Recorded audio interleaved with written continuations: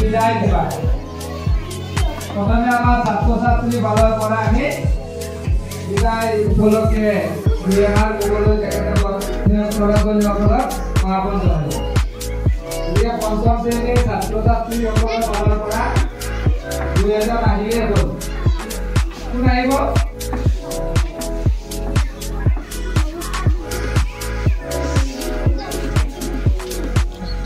video করছো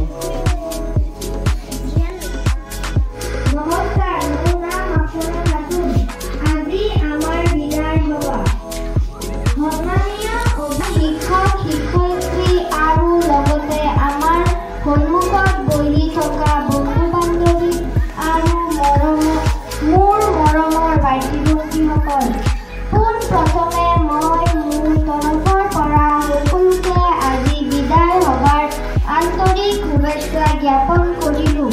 আজি আমাৰ বিদায় দিন বিদায় শব্দটো শুনিলে লগে লগে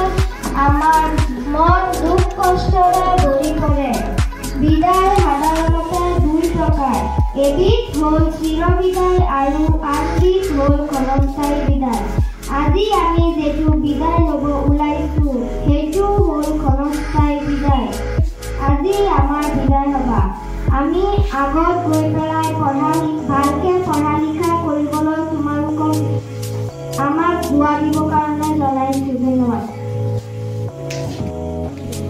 আজি পঞ্চম শ্ৰেণীৰ বিদায়